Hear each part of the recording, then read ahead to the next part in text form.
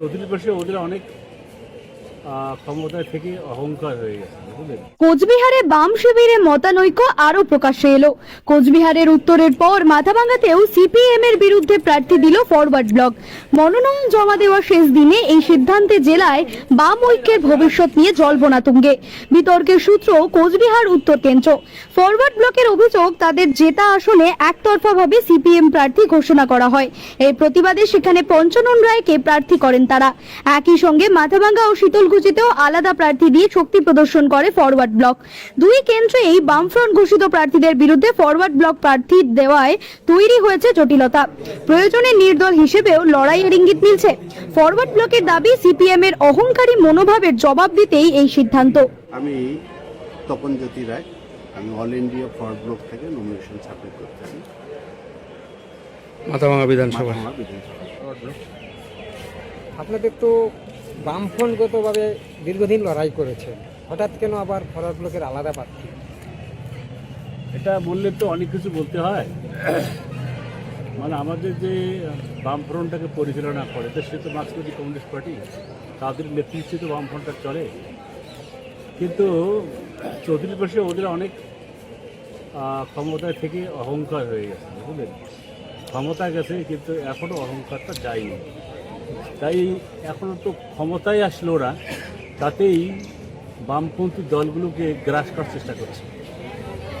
আর সেই কারণেই পার্টির জেলা কমিটির সিদ্ধান্ত মোতাবেক তাদের এই আগ্রাসী মনোভাব থেকে ফরওয়ার্ড ব্লককে রক্ষা করার জন্যই জেলা পার্টির সিদ্ধান্ত মোতাবেক আজকে একটি আমরা নমিনেশন সাবমিট করি।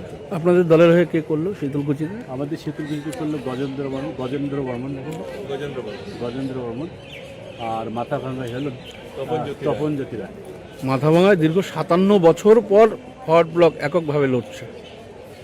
69-এ লড়েছিল। মানে শুধু কি ওই মতবিরোধের জন্যই? মতবিরোধ বলতে এখানে তো দীর্ঘদিন ধরে, বলতে গিয়ে একটা দেশ স্বাধীন হওয়ার পর থেকে 2021 সাল পর্যন্ত কুচবিহার উত্তর কেন্দ্রে ফরওয়ার্ড ব্লকের নির্বাচিত এমএলএ ছিল। সেখানে সিপিএম প্রার্থী দেওয়াতেই তাদের সঙ্গে আমাদের দূরত্ব বেড়ে গেল। স্বাভাবিকভাবেই ওখানে যেহেতু ওরা প্রার্থী দিল আমাদের জেতা সিটে, হ্যাঁ, স্বাভাবিকভাবেই আমরা ওটা মেনে নিতে পারিনি।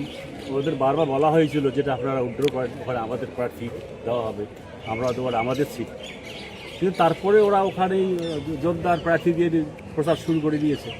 ফলে বাধ্য হয়ে আমাদের ওখানেও প্রার্থী যেমন দিলাম, বাকি 4টা কেন্দ্রেও আমাদের প্রার্থী দিতে হবে। মানে জেলার বাইরেও কি আপনারা আলাদাভাবে প্রার্থী দিচ্ছেন? জেলার বাইরে এখনো পাইনি খবর, হয়তো বিকেলবেলা পেয়ে যাবো।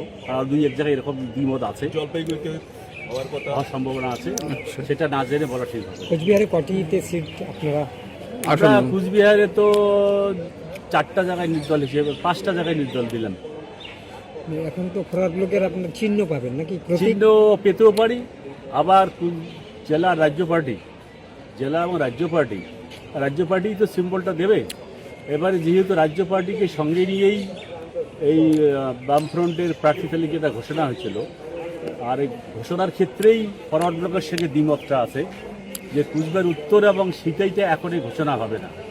কিন্তু বামফ্রন্টের এই সিদ্ধান্তকে বাইপাস করে আমাদের রাজ্য কমিটির সম্পাদককে সঙ্গে নিয়ে আলিমুদ্দিনের কার্যালয়ে, আর কি সিপিএমের কার্যালয়ে বিমানবাবু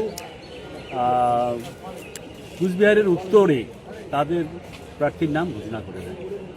তা উনি তো একজন সিনিয়র খুব সম্মানীয় ব্যক্তি, আমরা শ্রদ্ধা করি, এবং বামফ্রন্টের চেয়ারম্যান। তো উনি হয়তো কোনো কারণে বিভ্রান্ত হয়েই হোক, যাই হোক, ভুল বুঝে হোক বা ভুল করে হোক বা অন্য কারো পরামর্শেই হোক, উত্তর কেন্দ্রের নামটাও সিপিএমের নামে ঘোষণা করে দিয়েছে। আমাদের রাজ্য কমিটির সম্পাদক নরেন চ্যাটার্জি সেটাকে ওই মুহূর্তে কিছু না বললেও 2 ঘন্টা পরেই বিমানবাবুকে চিঠি করে যে আপনি উত্তর কেন্দ্র কেন ঘোষণা করলেন? এটা তো ঘোষণা করার কথা নয়, এটাতে আমাদের আপত্তি রইল, এটা ফরওয়ার্ড ব্লকের সিট, আপনারা প্রার্থীটা দেবেন না, বা দিলেও তুলে নেন, আমরা প্রার্থী ওখানে দেব। এই মর্মে বিমানবাবুকে বারবার চিঠি করা হয়েছে, মানে প্রায় বলা যায় 2-3টা চিঠি করা হয়েছে, কোনো রেসপন্স আসেনি। সিপিএম ওখানে যে প্রার্থী দিয়েছে সেই প্রার্থীর পক্ষেই ওরা প্রচার করছে। ফলে ফরওয়ার্ড ব্লকটাকে গ্রাস করার যে মানসিকতাটা, সেই মানসিকতাটাকে রোধ করার জন্য, রুখার জন্য, ফরওয়ার্ড ব্লকটাকে রক্ষা করার জন্য জেলা পার্টির নেতৃত্ব সিদ্ধান্ত মতে আমাদের আজকে এই প্রার্থী এখানে সাবমিট করতে হবে। সেতু মাথাভাঙ্গা সাব ডিভিশনের 2টা সিটেই, মাথাভাঙ্গা এবং সেতু সিটে আমরা প্রার্থী দিলাম। যদি সিম্বল না পেলেও আমাদের প্রার্থী থাকবে।